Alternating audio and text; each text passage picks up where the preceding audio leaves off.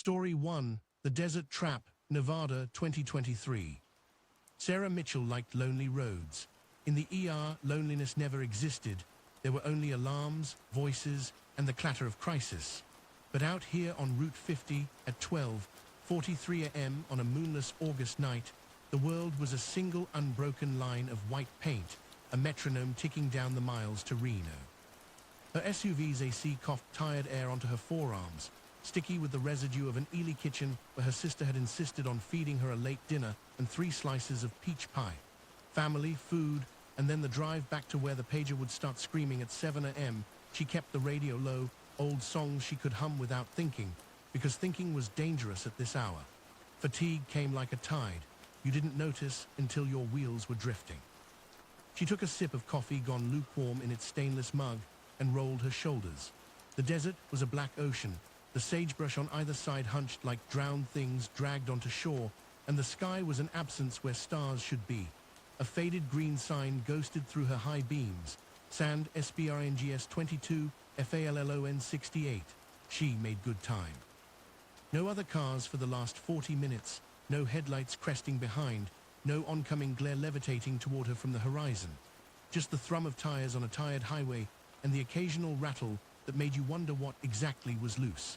She thought of her daughter, Lily, 12 and growing fangs lately, that defensive, adolescent sarcasm Sarah recognized from every trauma patient who'd ever tried to hide how scared they were. Lily had texted a sleepy, drive safe, love you before conking out at her friend's place. Tomorrow it would be pancakes and a movie if Sarah could keep her eyes open. She smiled and blinked twice at the thought, kept the line steady, hummed.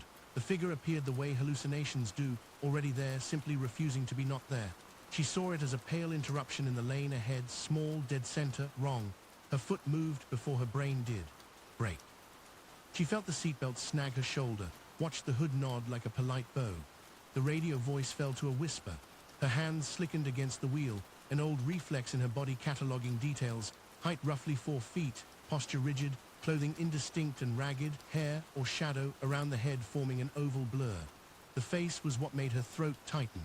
It reflected the high beams perfectly, like a flat disc, like a doll's face, she thought, or a mask. Her instinct said child, with all the ER alarms that word sets off in a nurse's brain. But instincts in the middle of nowhere were often baited hooks.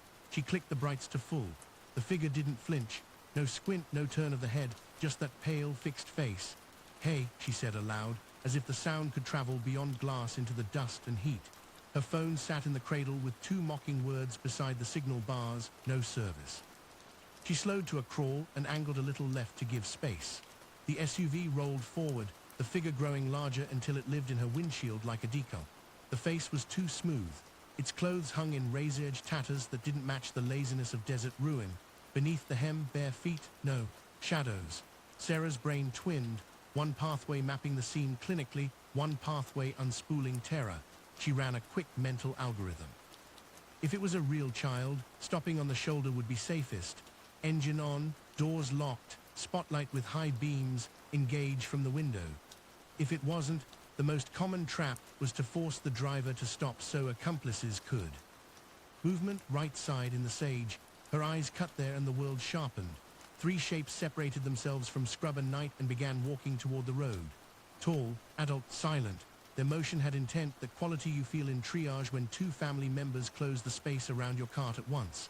Her foot lifted off the brake. She didn't floor it yet. The first shape's eyes caught the light for an instant and returned it, cold and cat-like. The second lifted an arm. Something long gleamed at the tip. The third didn't hurry. That one was smiling, she thought, or maybe the scarf cutting his face into bands of shadow created the illusion. The figure in the road never moved. Sarah's hands found 10 and 2. A dozen images flashed through her head, injury photos, a smashed jaw, the black crescent of a subdural hematoma. All the time she told family members, I'm sorry. She did not add Lily to that collage. She chose the line that wouldn't. She swerved. Wasn't elegant. The SUV bucked as she cut left, a hard skid into the opposite lane, the shoulder a throat of gravel yawning beyond. Her hands corrected without panic. Her whole job was not panicking. She felt absurdly a flare of pride at how the vehicle responded. A living thing coiling then releasing, a breath that didn't become a scream. The pale figure whisked past the passenger window, close enough that her brain tried to assign a texture to it, porcelain, painted wood, and rejected both. The three men jolted like deer caught mid-decision. One raised the metal object. The small thunk on her rear quarter panel as she cleared them could have been a rock kicked up, could have been a tool kissing steel. Then the lane was empty and the needle lifted to 70, then 85. The SUV hummed relief. She let out a long, slow exhale and realized she'd been holding her breath since the figure appeared. The rearview mirror offered only highway. The asphalt ribboned away into the dark, no headlights, no running shapes. The doll face shrank in her memory, a sticker peeled off and stuck crooked somewhere inside her skull. "Okay," she said aloud. "Okay, good." She kept the speed, checked the mirror again. The desert gave nothing back. Adrenaline leaves a specific taste. She let it fade on her tongue, tracking her body the way she would a patient, pulse still elevated, hands steady enough, breathing controlled. Her brain wanted to story make, to file this under legend, the loneliest road, the tricks it plays, the cultists in the scrub. She bared her teeth at the windshield. "Don't," she told herself. "Not yet." 10 minutes passed. She watched mile markers count like rosary beads. The AC made a sound like a weak cough, then settled. The radio tried to deliver the chorus of a song she loved in high school and failed. The desert ate it. In her peripheral vision, once or twice, she thought she saw motion crowd the shoulder, sage leaning, something taller behind it. But every time she looked, there was only brush, a rusted fence line, the endless skin of the night. She found a number in her head, 30 miles to the next known gas station.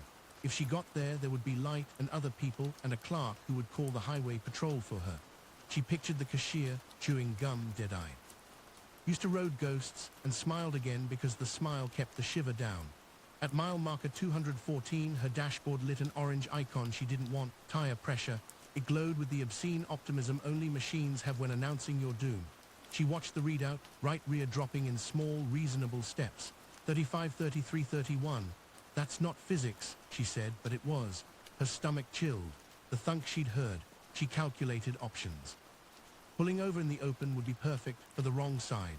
Continuing might shred the tire and force a stop farther from lights. She pictured a man in a scarf crouched by her wheel as she slept under an overpass. No sleeping ever. The gas station, if it still existed, was another 20 miles, maybe a shade more. If she kept the speed moderate, the tire would heat and deform slower. She learned, from surgeons and mechanics both, that speed was sometimes the enemy of integrity. 70, she told herself. She eased down, the road answered by becoming rougher. Or she started noticing. A wheeze began in the rear, a low cyclical sound like someone whispering a secret in an adjacent room. 29-27, the steering didn't change. Not yet. She checked the mirror. Still no headlights. She told herself this was good. She told herself she wasn't being shepherded. At 12:59, her phone flashed a phantom bar of signal, then none. The tease angered her more than the danger. She tapped out 9-1 and watched the digits fail to appear. The little spinning wheel spun and spun. "Fine," she said to the empty SUV, which had recently convinced her to swerve around a mannequin child. "Then we make our own luck." A blue sign rose from the shoulder, SERVICS 1 mile.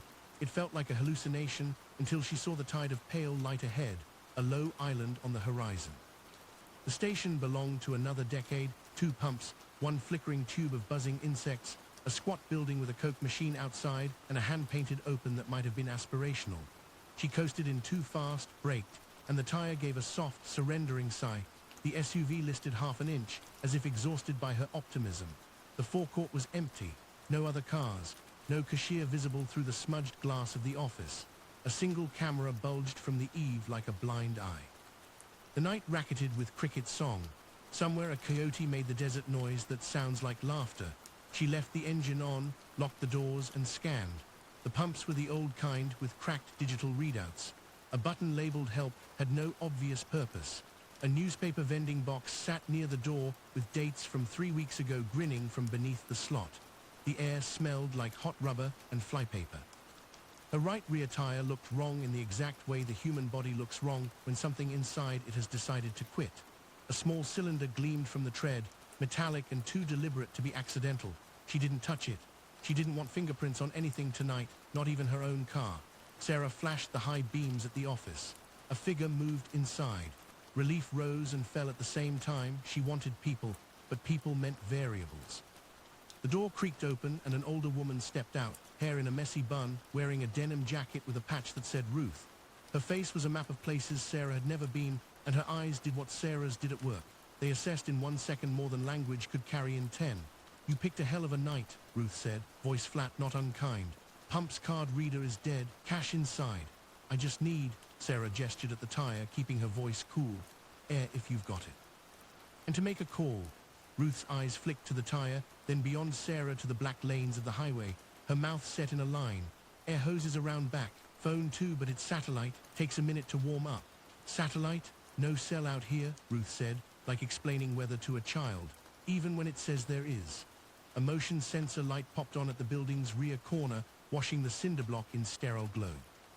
Something moved just beyond it. Sarah's heart jerked, only a trash bag billowed by a wind she couldn't feel.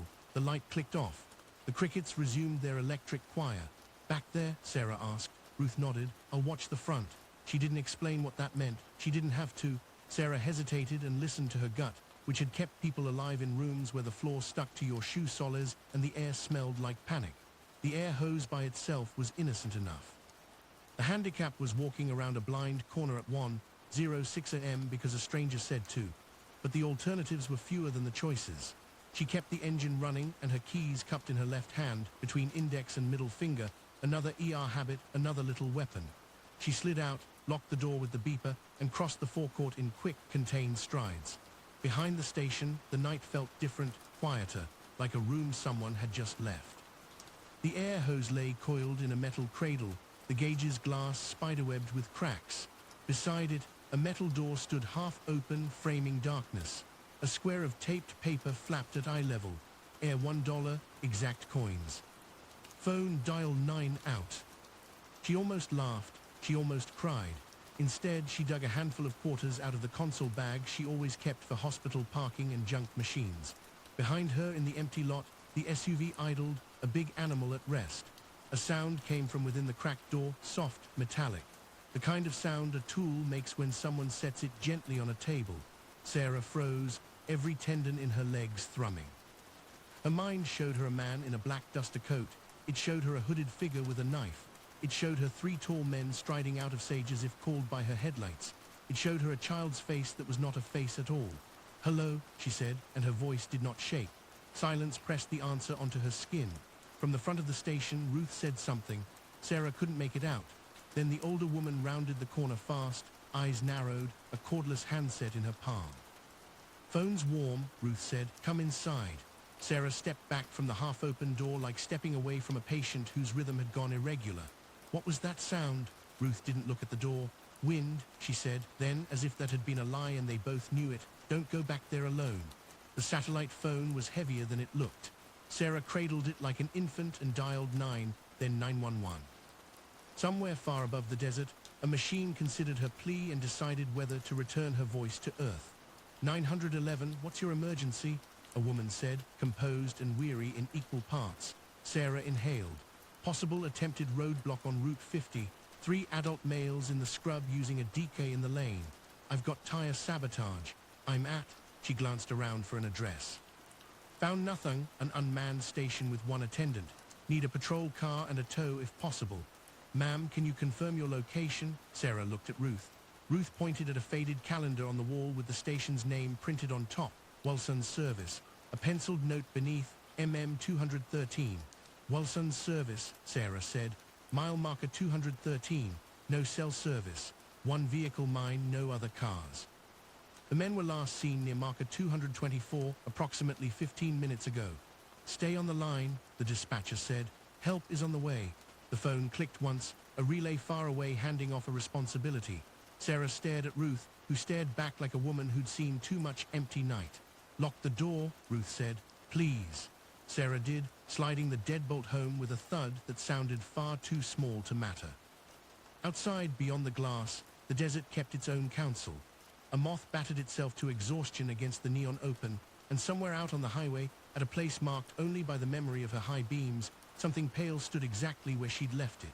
And then from the far side of the pumps, a pair of headlights bloomed, low and slow, rising like a second moon, easing into the lot without hurry. Sarah's grip tightened on the satellite phone until her knuckles whitened. Ruth didn't move.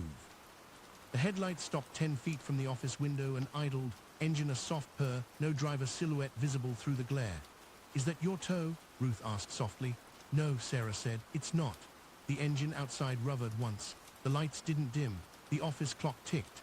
And the shape in the driver's seat leaned forward, just enough for Sarah to understand that whoever had been waiting out there in the dark had finally decided to come into the light. The headlights idled like a creature breathing. White flooded the office windows, turning the glass into blank cards. Sarah and Ruth stood in their own reflections, two silhouettes trapped inside a postcard, while the engine outside purred and the neon open buzzed like a wrist full of angry bees. Keep your voice low, Ruth said, barely moving her mouth. Her eyes never left the window. Step back, slow. They retreated, two synchronized steps, shoes whispering on linoleum. The satellite phone was warm in Sarah's hand, a heat that felt like a pulse. The dispatcher stayed in her ear, a distant human tether. Units en route. Hold position if safe. Can you describe the vehicle, ma'am? Sarah couldn't. The glare was total. The office light turned the glass into mirrors. Beyond that, only white. No outline, no make, no model. Lights first, Ruth murmured. She reached sideways and killed the office fluorescence with a practiced flick. Darkness dropped like a curtain. The glare outside softened into shape. Sarah could finally see the other car. An older sedan, sun-blind paint, hood long enough to be a boat. Crown Vic, maybe. A taxi in a former life, or a cop car retired into other kinds of work. The driver sat very still. A brim cut across where a face should be. Something hung from the ruvia, a disc that swung once and settled. The engine rovered again and returned to a patient idle, as if it had time to spend, and this was how it enjoyed it. Ruth didn't flinch. He lifted the handset from Sarah's ear and spoke into it, low and professional. This is Walson's service at mile marker 213. We have one Crown Vic in the lot, dark windows, driver wearing a hat, no visible plates on front. My attendant and I are inside and the door is locked. She returned the phone to Sarah, whose heart was beating in that high, thin way it did after a long code blue. Copy, the dispatcher said. Units are 15 minutes out. Do not engage. Stay inside.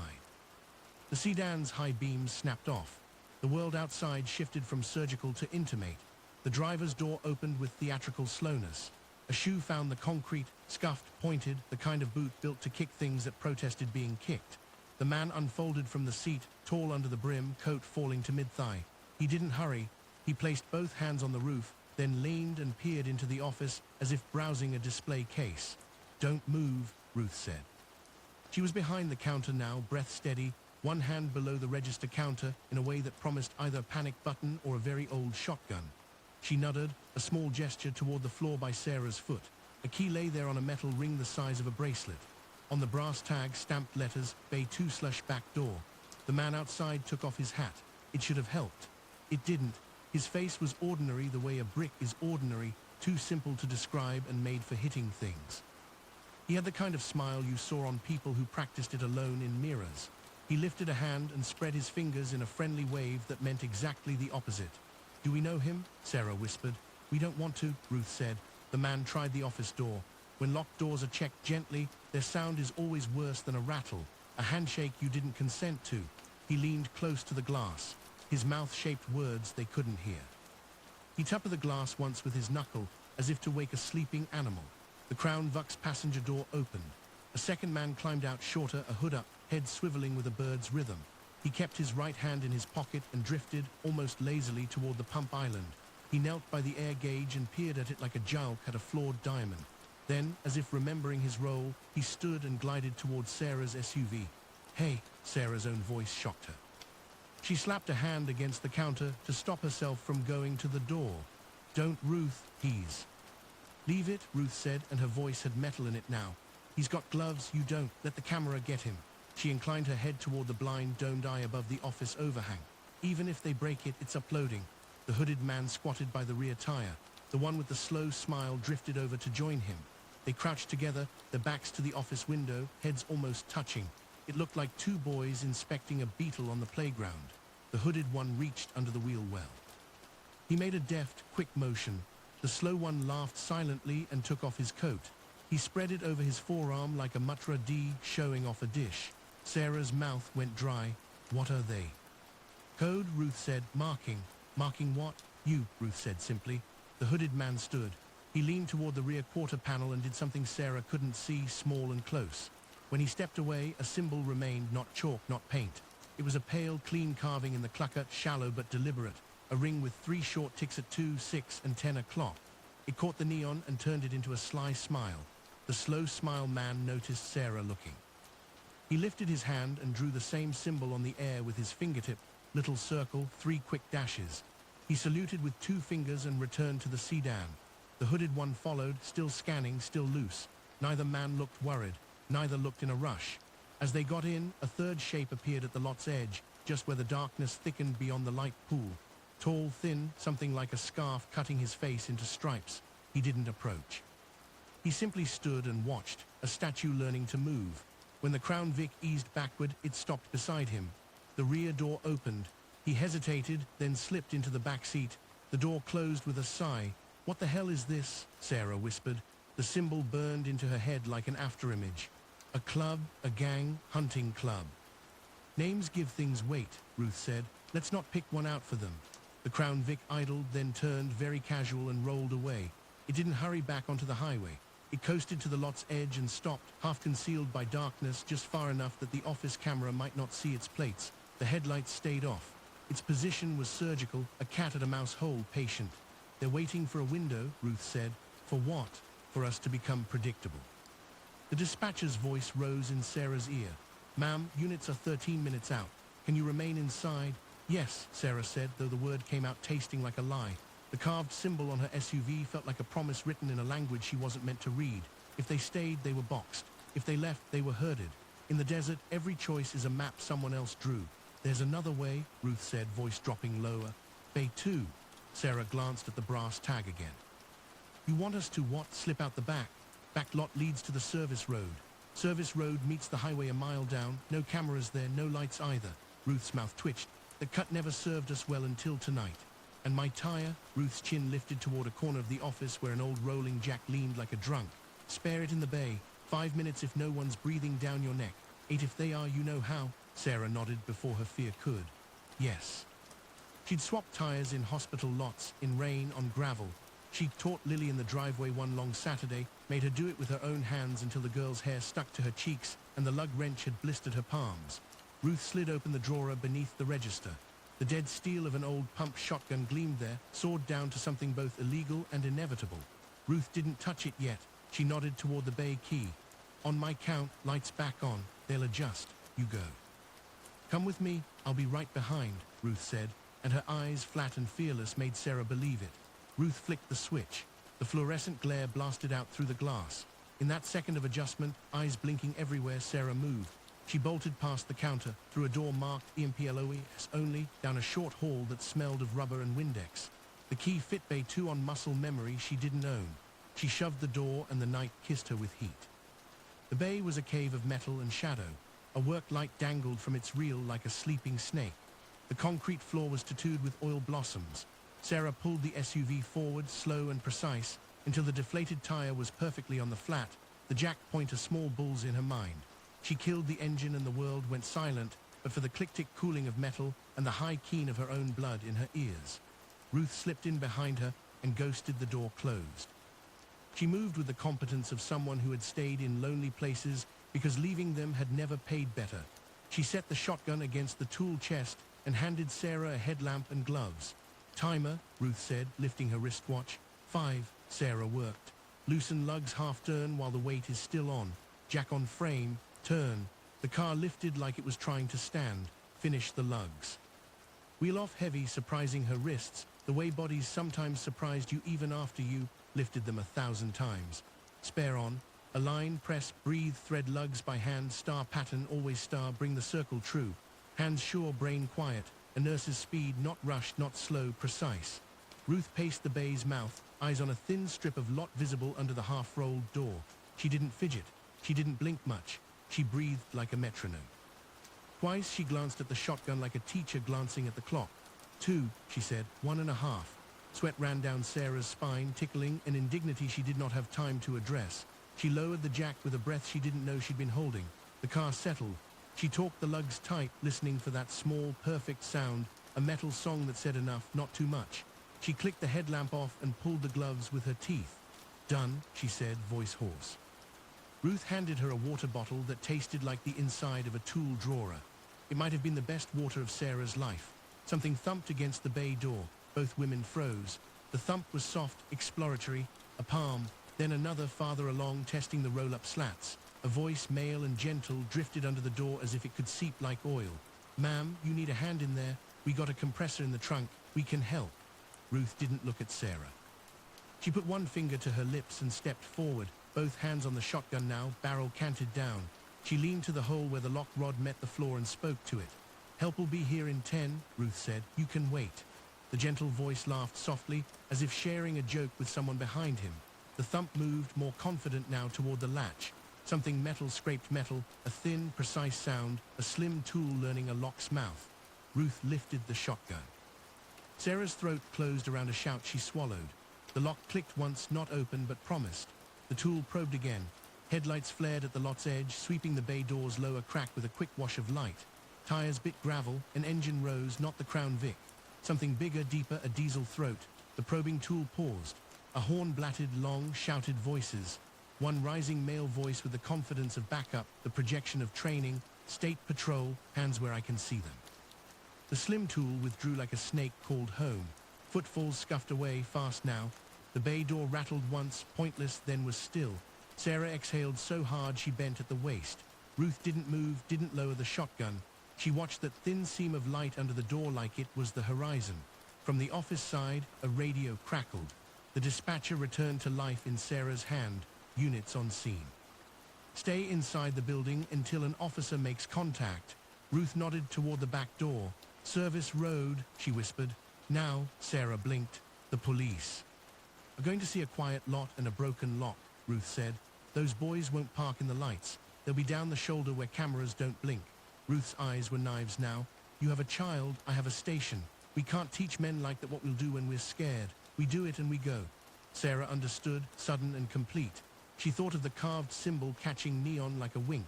She thought of a pale figure placed in the road like a chess piece. She thought of Lily's freckled nose, the way the girl tried to hide smiles by ducking her head. "Okay," Sarah said. Her voice came out clean. "Okay, we go." They rolled the bay door up just enough to crawl the SUV beneath it. A trick Ruth performed with her body into the mechanism, a low groan of chain and slat. Sarah eased the vehicle forward, heart whamming at each inch the bumper left shadow, and entered lot. She cut left into the service lane, a snake of gravel with weeds eating its edges, and didn't look at the highway. Behind her, Ruth pulled the bay door back down with a slap that sounded like a drawn curtain. The service road was a tunnel with no walls. Sage rose on either side, whispering.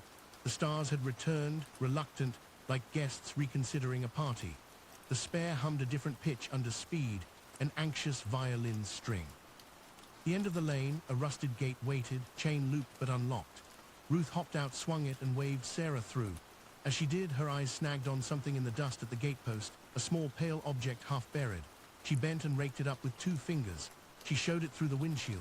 A disc of plastic, cheap and clean. On one side, printed in worn blue, a child's cartoon smile. On the other, hand scratched into the plastic with a blade, that same clock face ring with 3 ticks. "Souvenir," Ruth said, mouth twisted. She pocketed it. "They mark the exits." Sarah swallowed bile. "How many times have you?" "Tonight is the first time you were here," Ruth said. "Drive." The service road kissed asphalt a mile down, unmarked. Sarah eased out, checked both directions, saw only night. For 3 long seconds nothing moved.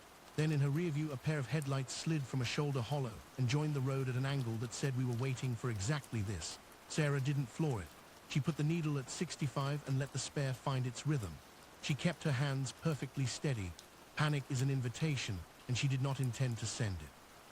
"Left up ahead," Ruth said, watching the darkness pass like she knew its grammar. "Old mining spur. They can't run a heavy car through it without losing a muffler." She glanced back. The headlights behind were content, not gaining fast, not falling back. Shepherding, in the space where fear usually lived, something else grew, an alignment, a long hallway in the mind opening door after door. Sarah was tired of rooms that closed. She wanted one to open. "Ruth," she said, eyes on the road. "Before we turn, hit the rear glass with anything you've got.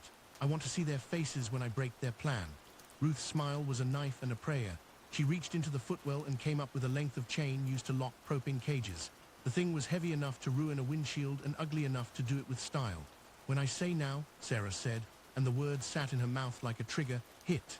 The mining spur appeared as nothing, just a darker smear in a darker world. She angled in without braking, letting momentum carry, tires biting gravel. The Crown Vic's headlights flared bright as it reacted, overshot, and had to brake hard to make the turn. The desert amplified the squeal until it was a scream. "Now," Sarah said. Ruth turned and flung the chain. The links flashed and vanished. A pregnant beat. Then a blossom of sound. Glass surrendering, men shouting, the car's engine yowling as if anger could replace vision. "Hold on," Sarah said, and the spur narrowed, and the sage reached like 1,000 hands, and up ahead the land dipped suddenly into a shallow wash where flash floods sometimes remembered their old paths. They dove, gravel fanned. The spare yelped, caught, held. Behind them something larger, heavier, less cautious tried to duplicate a move it did not know how to do. A thud, a grind, the smell of hot metal blown forward on wind. Sarah exhaled through her teeth. Ruth laughed once, a bright, high note shocked out of a stone. The spur rose and kissed highway again, farther west. They slipped onto it like a whisper into a crowded room.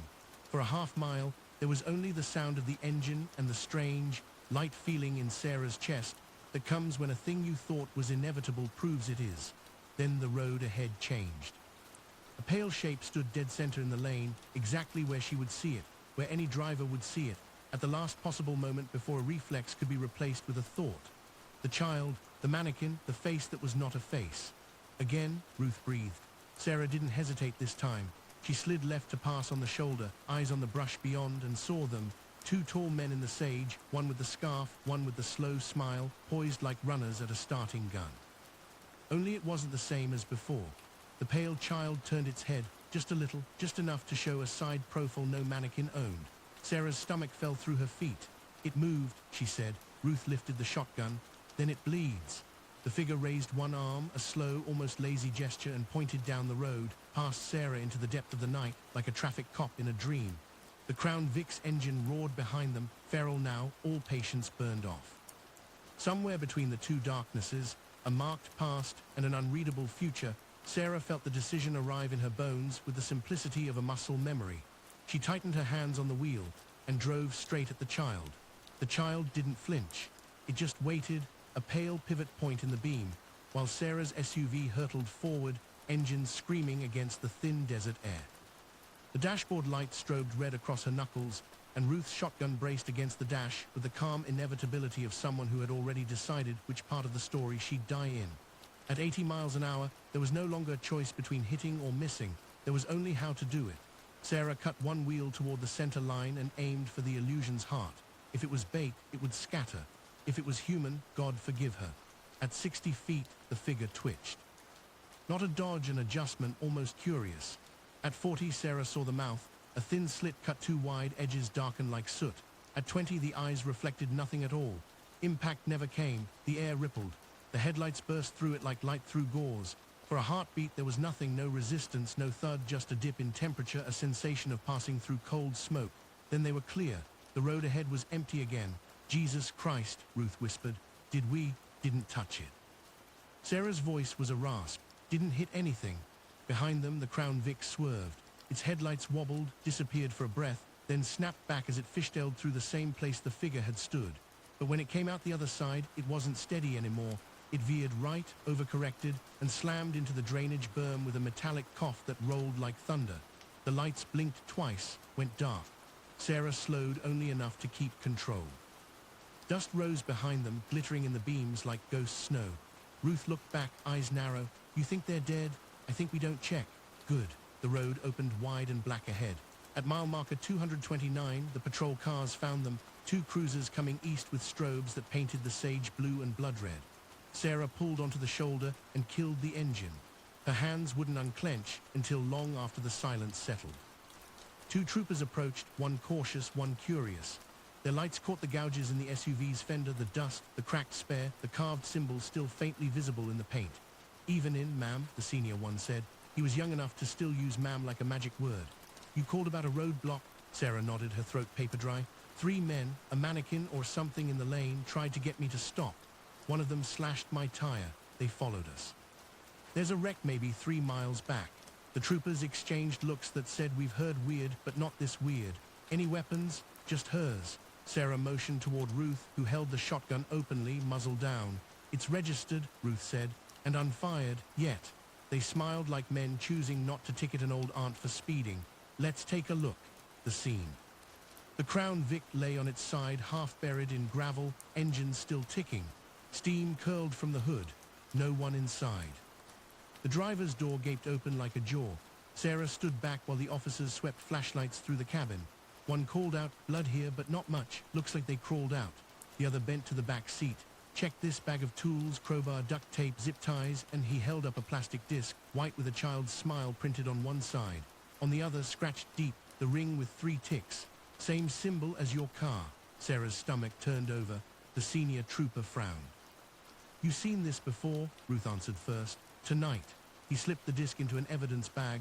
"All right, we'll get forensics on it. You two are lucky, folks go missing out here all the time." "Missing how?" Sarah asked. "Flat tires, wrong turns, maybe worse. You hear stories." He shut the evidence pouch. "Best not to travel 50 alone at night, especially in August. That's when they say well." He stopped himself, professional again. "We'll take your statements back in Fulham."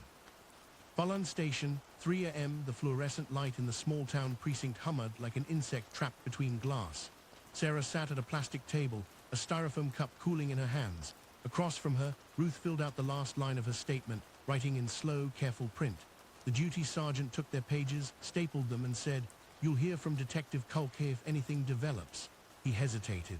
They found 3 sets of footprints leading from that car into the desert. Then they just stopped, like they walked straight into air. Ruth exhaled through her nose. "One do that. Sand covers a lot of mistakes." "Maybe," he gave them a tired smile that didn't reach his eyes. "You both should get some rest." 7 days later. Reno Regional Medical Center, night shift. Sarah stood in the staff lounge, watching a muted TV above the vending machine. A local news banner crawled. "Body found near Route 50 wreck identified as missing hiker." A grainy photo showed a bearded man in outdoor gear. The anchor's voice was low and perfunctory. "Authorities confirm the body found near an abandoned vehicle east of Fulham belonged to Michael Rea, 42 of Ely. Investigators suspect foul play. The vehicle's tires were intentionally punctured." Sarah's coffee went cold in her hand. The camera cut to the wreck, her wreck. The same Crown Vic tilted in the sand, caution tape flapping. No mention of mannequins, no mention of symbols, just a line about possible organized robbery attempts along the highway. She turned off the sound. The silence that followed was worse. Her locker key trembled slightly between her fingers. She told herself it was fatigue, but the air felt off, like pressure before a storm. When she stepped outside for a breath, the parking lot was empty except for her SUV waiting under a sodium lamp. She paused halfway there. On the rear quarter panel, where the buffing compound had erased the carved ring, a faint outline had re-emerged, no deeper than a fingerprint, perfectly clean. 3 ticks at 2, 6, 10. Her breath fuggered even though the night was warm. Something rustled near the dumpsters. A plastic disc rolled out from the shadow, spinning lazy circles until it came to rest at her shoe. She bent, heart hammering, and turned it over. Front, the cartoon smile. Back, scratched words, this time shaky but legible. "Hello, nurse." The air smelled faintly of dust and motor oil. Sarah's pager went off inside the building, 3 sharp beeps that yanked her back to the living world. She stared at the disc a final second, then tossed it into the trash, pressed the lid down hard, and walked to her car. She drove home under the same moonless sky that had started it all, keeping the radio off, watching every shadow that moved at the edges of her headlights. When she reached the turnoff to her street, a shape flickered in the mirror, just a reflection, she told herself, but it looked like a small figure standing by the roadside, head tilted, one arm raised as if to flag her down. Sarah didn't slow. She would never again. Epilogue news excerpt 2 weeks later. Nevada State Patrol Bulletin. Unsolved INCID and TS-ON Route 50. Investigation continues into multiple reports of staged accidents and missing persons between mile markers 210 and 230. Evidence recovered from a recent crash suggests coordinated activity resembling human trafficking or cult ritual symbols. Authorities urge motorists to travel in groups and avoid stopping for unknown individuals. A handwritten note found near one scene read simply, "Some traps aren't set by men." Story 2, The Midnight Station, Oklahoma, 2022. Emily Carter had learned to measure exhaustion in Kulkas. On the ambulance, it came in ambulance red, alarms and brake lights strobing the inside of her skull. After 16 hours, exhaustion went sodium yellow, the sickly wash of parking lot lamps over asphalt that never dried. At 2 in the morning on I-44, it was blue-black, the shade where empty fields swallowed headlights and the sky felt like a lid. The fuel light had been an orange eye for the last 20 miles, unblinking, an accusation. The next exit promised a gas station by way of a faded sign that looked embarrassed to still be working. Amelie took it because there was no other choice. The ramp sank into darkness, then leveled out into a flat two-lane that should have been a strip of pure nothing if not for a flickering neon rectangle insisting the word open in letters that only managed. She pulled into the lot and let the engine idle like a tired animal. The station had the architecture of defeat, 2 pumps under a metal canopy buzzing with insects, a grimy storefront with a soda decal baked pale by 100 summers, a door held together by tape and hope. Beyond and around, the prairie was a flat ocean, no waves, just the idea of them. "Get it done, M," she muttered. Her tongue tasted like metal and menthol. She left the engine running, stepped out, and forced a long breath through clenched teeth, because sometimes that was the only way to remind your body it was still yours. The air smelled like dust, stale oil, and the sweet sour of spilled gasoline. She duppered her card. The reader blinked dumbly, then scrolled "See attendant" like a threat. Amelie exhaled through her nose. She could have fueled on base back in Tulsa, but double shifts made fools out of plans. A shoe scuffed behind her. "Don't turn around," a man said, calm and close, voice low as a winter wind slipping under a door. Amelie turned anyway, paramedic reflex, spine already coiling to either fight or triage. The man stood an arm's length away, tall, thin black duster coat falling in a straight line to his boots. A brimmed hat shaded half his face. He wasn't breathing hard. He wasn't sweating. He belonged in colder weather and other decades. "Back off," she said, pulse vaulting. Her hand found the nozzle, which made a terrible weapon but was still a weight. "I'm not." His eyes flicked past her shoulder. "Don't." He said again, almost bored. "Not him." Emily pivoted, and the world narrowed to the passenger side of her truck where a hooded figure was crouched, one hand buried at the door seam, the other holding a thin tool that glittered like a fish's spine. The tool worked the lock with practiced little kisses. The figure smelled like cigarettes and ammonia. At a shout, he froze.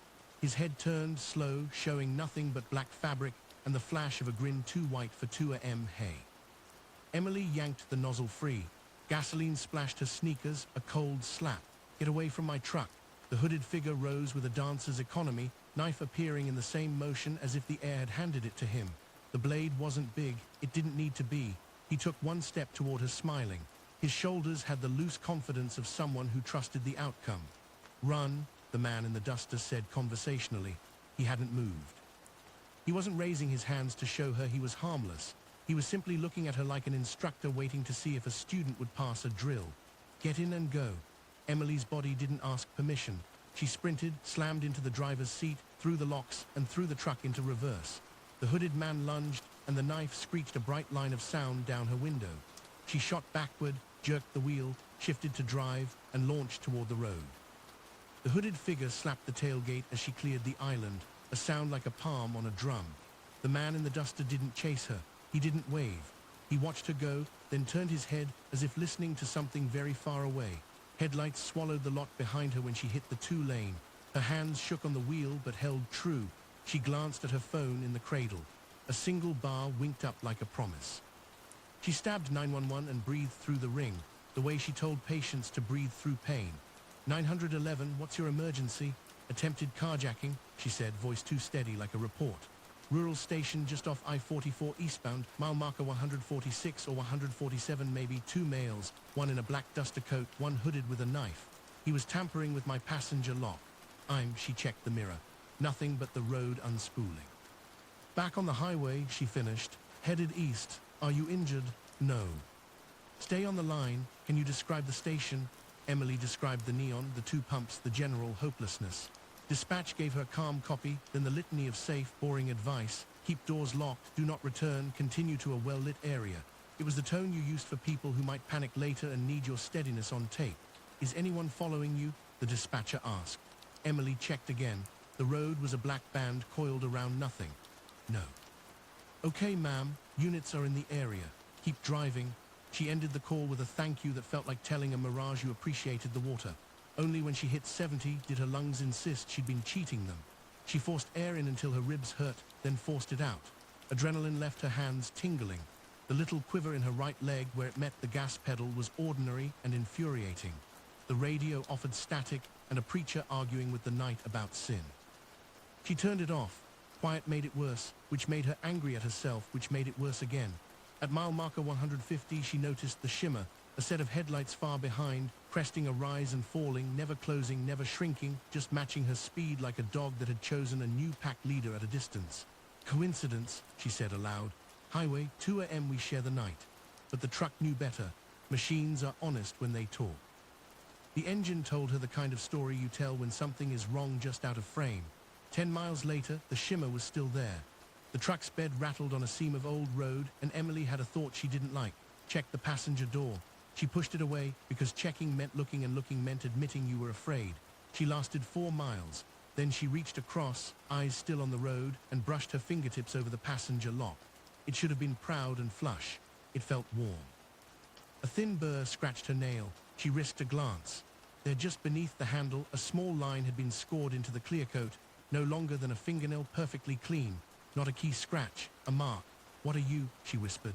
At a truck stop ahead, sodium light bloomed like a halo.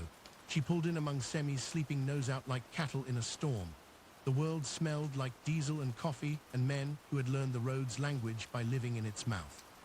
She killed the engine and let the night hum. The trailing headlights went past without turning in.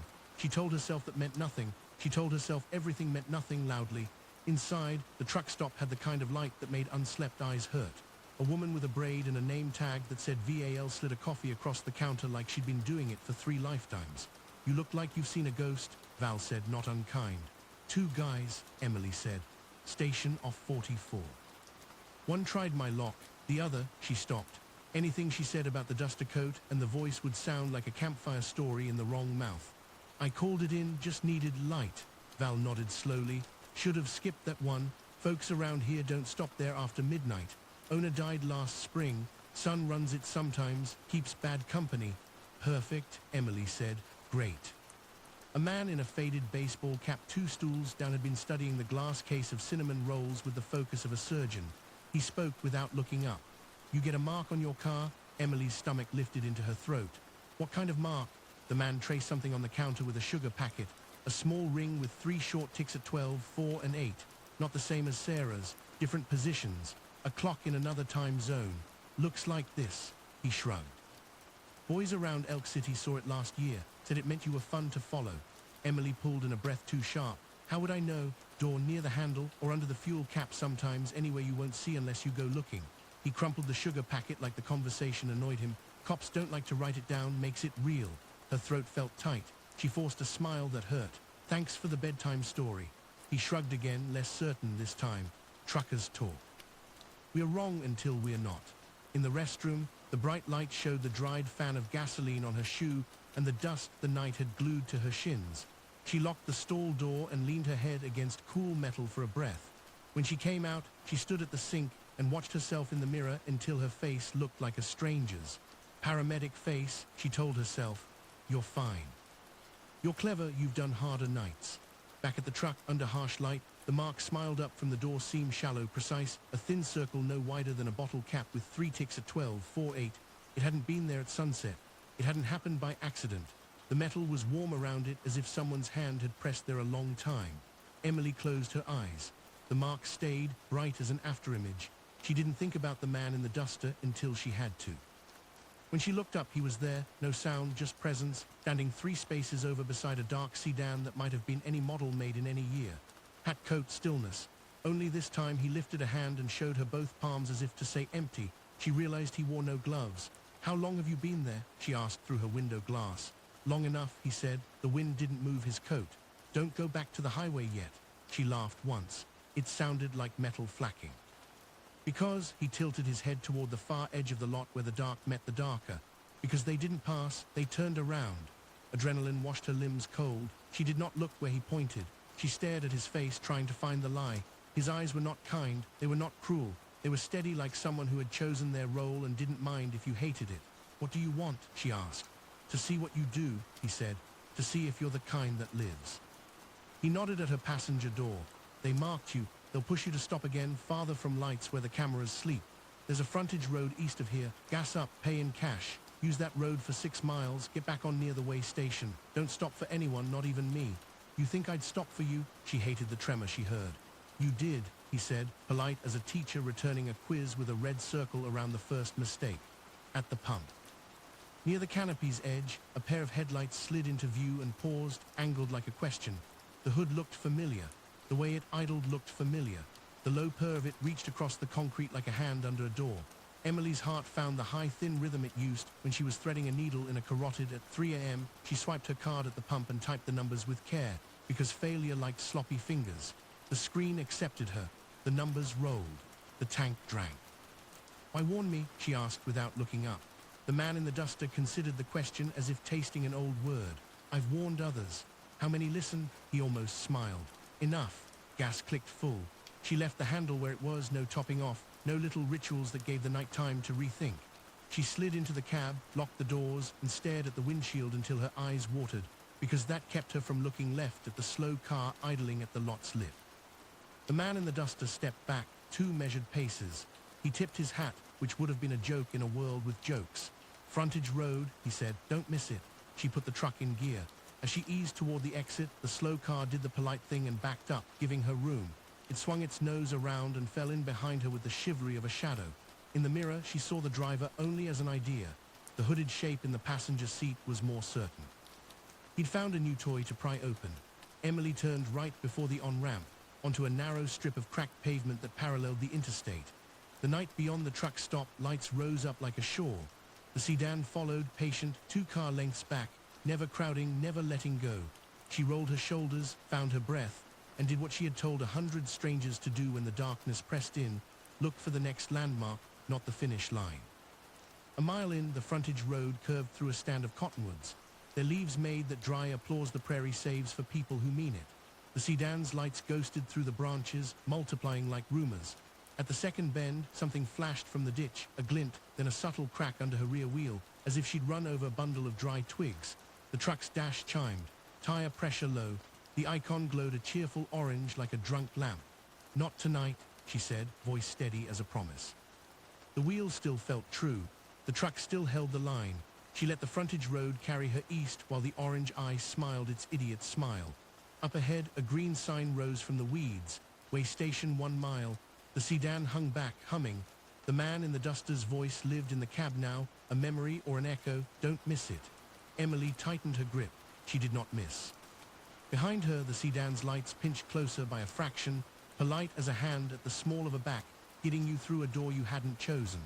The frontage road had no shoulders, just prairie grass leaning close enough to whisper against the doors. Emily kept the wheel dead straight, the speed steady at 60. The glow of the way station sign floated ahead like a promise carved out of green metal and retro-reflective hope. Behind her, the sedan's headlights rode the bumps with casual patience, never more than 2 car lengths back, never less. Predators didn't need to hurry. She touched the dash. The pressure light still glowed, orange and smug. The tire might hold, or it might decide to quit at 70 miles an hour. Frontage road, way station, lights, witnesses, she said aloud, ticking the words off like vital signs. Airway, breathing, circulation. As long as she kept talking, the world stayed rational. At the next bend, the pavement rippled. Her rear wheel thudded once, twice, then steadied.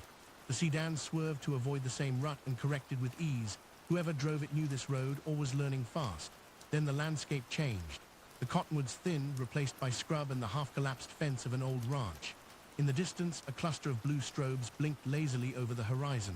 Not police lights, truck scales. The way station sensors were automated, cameras tied to state servers. Cameras meant eyes. Eyes meant maybe she'd live through dawn.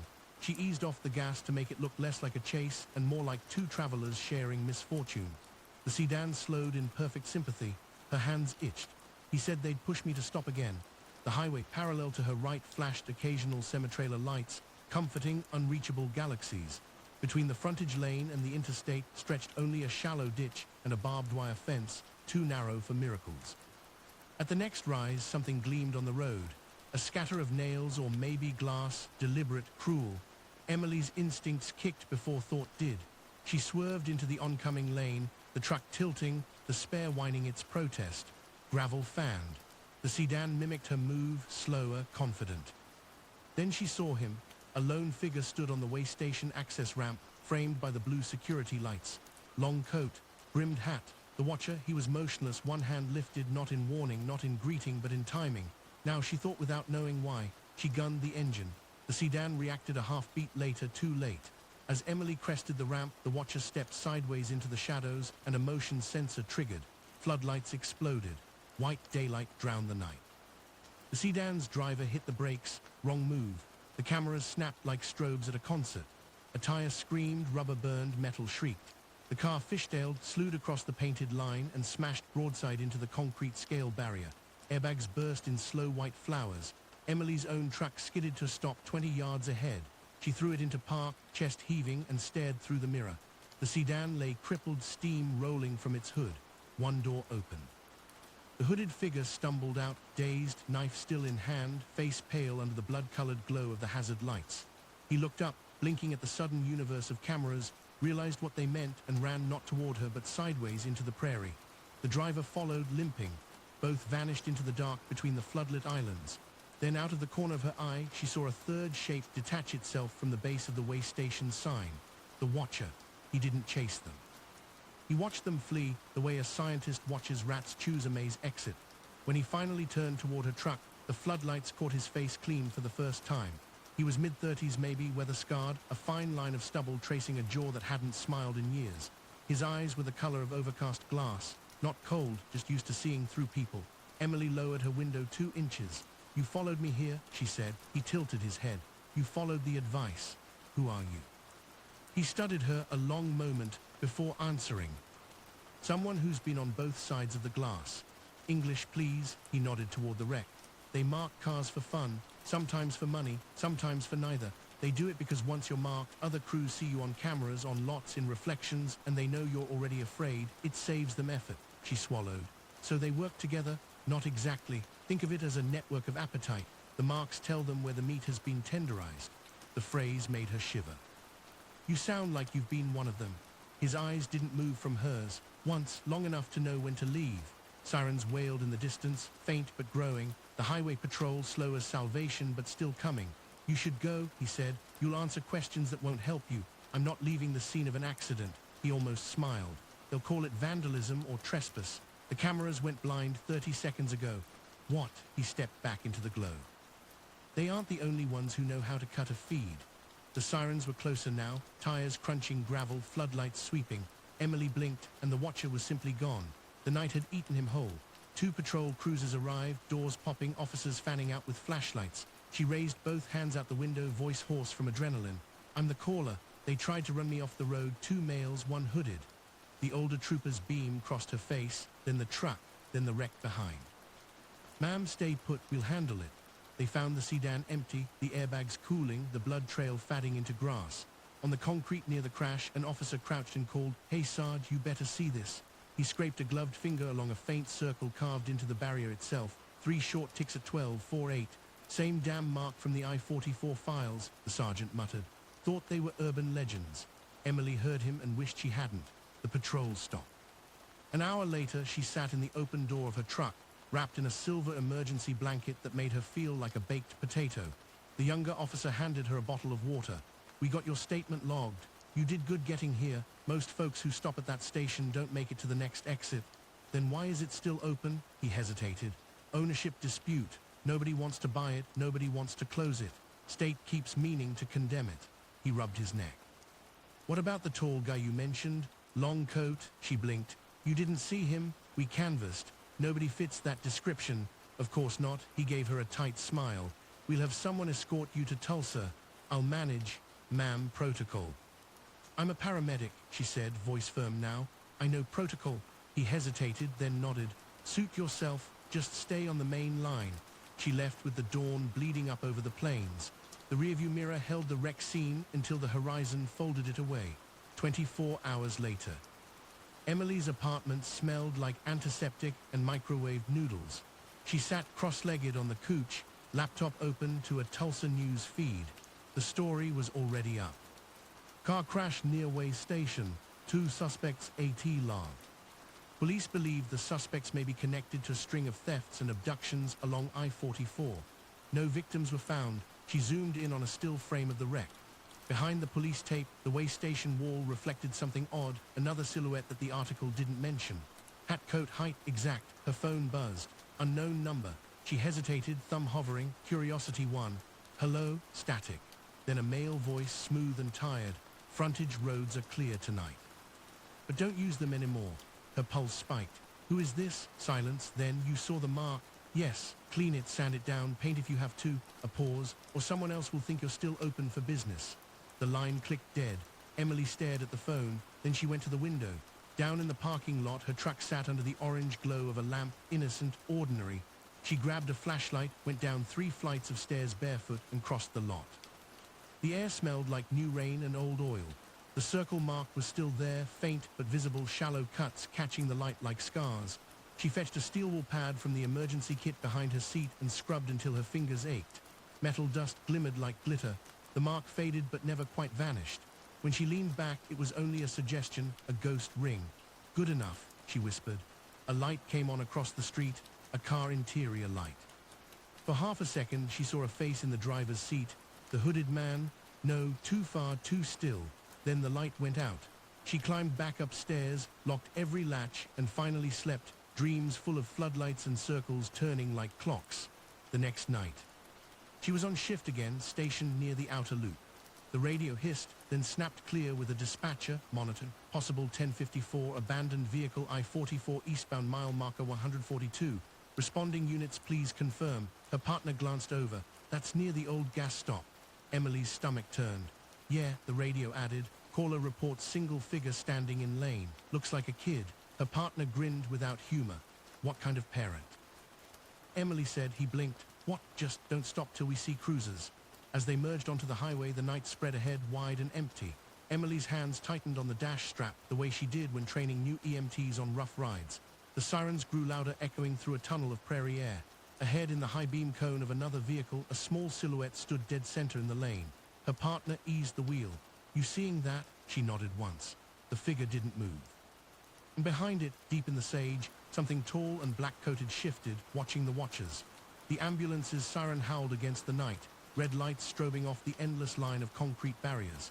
Emily leaned forward in her seat, squinting through the windshield glare. The figure ahead didn't flinch beneath the rotating wash of color. It simply stood in the center of the highway, perfectly still, arms slack, head tilted.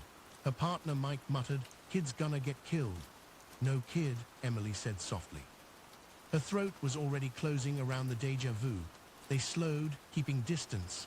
Behind them, 2 patrol cars fanned out, blue lights cutting ribbons through the black prairie. Over the radio. Dispatch, be advised, possible decoy, proceed with caution. Units from Elk City en route. The closer they got, the clearer the silhouette became, a child-sized body in pale clothes, motionless under the sodium lamps that marked a rest area exit. But something was wrong with the posture, too rigid, weightless in the knees, as if its feet weren't taking pressure. Plastic, Mike said finally. It's a mannequin. Emily nodded once. She'd known before he spoke. The cruisers eased past, officers stepping out, flashlights cutting cones through the night air. When the nearest beam touched the figure, the truth became worse than plastic. It was a department store child dummy dressed in real clothes, its head painted a soft gray, its eyes crudely drawn with marker. Around its throat hung a length of twine tied to a steel spike driven through the asphalt, anchoring it upright. And just below the feet, scratched into the road surface with patient precision, was the mark, a circle with 3 ticks at 12, 4 and 8. Mike let out a low whistle. Somebody's got too much time. The senior trooper crouched, examined the carving. Seen this before, he said. Different mile, different week. Emily's stomach turned cold. She stepped out despite the warning barked from the cruiser. Stay by the vehicle. The wind smelled like metal and rain about to happen. Boots crunched on grit. The dummy's clothes were fresh, denim jacket, small sneakers, a red shirt clean enough to have come off a rack this morning. She imagined some kid in Oklahoma City missing those clothes, imagined a mother still searching the laundry basket. The radio crackled. Unit 4, we've got movement in the brush, north side of 44, possible second subject. Guns lifted, flashlights swung. The brush rustled once, twice, then settled. A voice came from the dark. You're too late. Every beam swung toward the sound. For a heartbeat, Emily thought the man in the duster had returned as an echo. Then she saw him clearly, same hat, same coat, same stillness. The watcher. He stepped into the edge of the light, palms empty, coat hanging open to show no weapon. I told her not to stop, he said. His voice carried calm authority, the kind used to giving bad news gently. The trooper shouted, hands higher, down on your knees. The watcher obeyed halfway, raising his arms but staying on his feet. They're gone, he said. You'll find tire tracks down the service ditch 2 miles east. They'll circle back before dawn. Who's they? The sergeant barked. Same ones you've been chasing since Missouri. He smiled without humor. You keep calling them drifters. They keep calling it sport. Emily's pulse pounded in her ears. You, she started. You called me last night. He turned his head slightly, enough that the floodlight traced the scar that ran from his ear to his collarbone, a pale, healed cut like a lightning bolt. And you're still alive, he said. Good. The sergeant took 2 cautious steps closer. You part of this crew? The watcher's smile faded. I used to clean up after them. What does that mean? It means, he said softly, someone has to bury what they leave behind.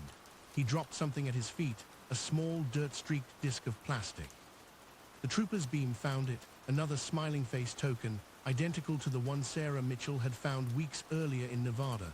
On the back, the same carved clock symbol. Evidence bag, the sergeant snapped.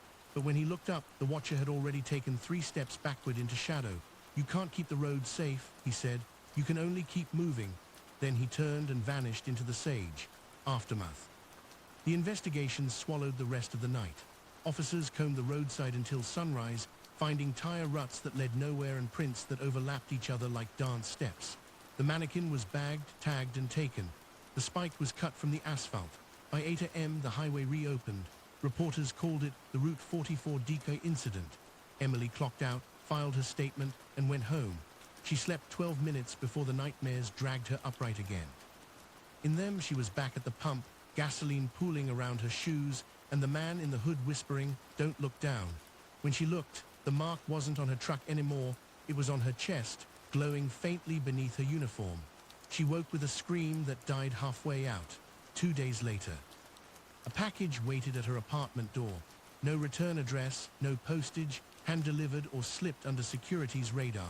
Inside, wrapped in brown paper, was a Polaroid. The photo showed the old gas station from the first night, sunlight bleaching the ruin. Spray-painted across the front door in jagged black letters, "Closed forever." Taped to the bottom of the frame was a note written in careful block print. Frontage roads are never safe after dark. The circle means they're hunting. The ticks mean how many are watching. At the bottom, a signature, a single drawn eye. She stared at it for a long time, then slid the Polaroid into an envelope and took it straight to the station downtown. The detective on duty, a woman with deep lines around her eyes and the patience of stone, listened to the whole story without interrupting. When Emily finished, the detective asked, "You ever wonder why he talks to you?" Emily frowned. "Who? The one in the coat? I think he wants help." The detective shook her head. "No, he wants witnesses. Every time we get a survivor, it's because he picked them. Because somebody has to tell the next driver not to stop." That night, Emily drove her shift route again. The highways looked the same, flat and endless yellow lines unraveling into black. But something in her had changed. She now noticed every glint on the shoulder, every reflection that shouldn't be there. At 1:47 a.m., dispatch called, "Unresponsive vehicle, eastbound rest area, occupant nonverbal." She and Mike rolled out. When they arrived, a grey sedan idled by the vending machines, driver's door open, engine still running. A man slumped over the wheel, breathing shallow. On his jacket, a badged security guard from the next county. On his forearm, a fresh carving of a circle with 3 ticks, still bleeding. Mike swore. What the hell is wrong with people? Emily leaned closer, shining her penlight. "He's alive." The man stirred, voice rasping.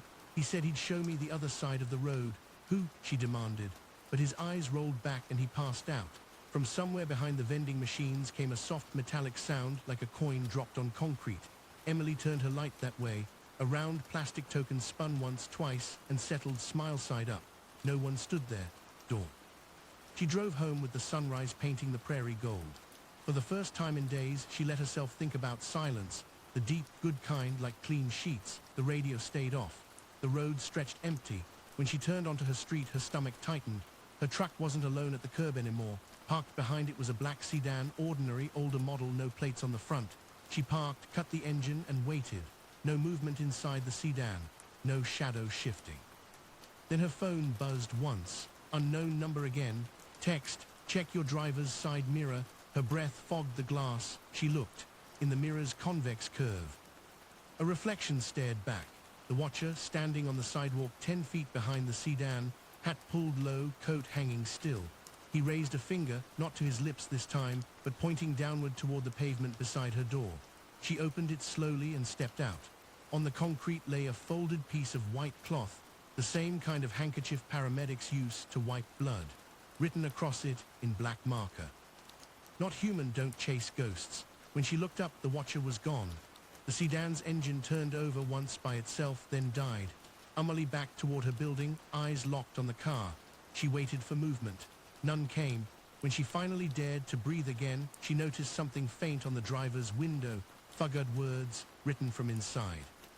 We see you. Epilogue, Internal Report, Oklahoma State Patrol, March 2023. Subject, Route 44 frontage road / symbol-related incidents. Multiple cases of staged breakdowns, mannequins, and vehicle sabotage continue between Tulsa and Elk City. Survivors report being warned by an unknown male in a black coat, the watcher. Surveillance footage frequently corrupts during encounters. Symbols consistent with a clockface motif found etched or burned into vehicles and roadway.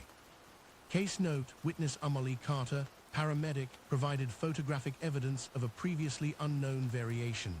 Circle with 4 ticks, suggesting escalation or expansion of the group's activity. Status, open / ongoing. Addendum handwritten, if you see the mark, keep driving. The eyes behind it don't blink.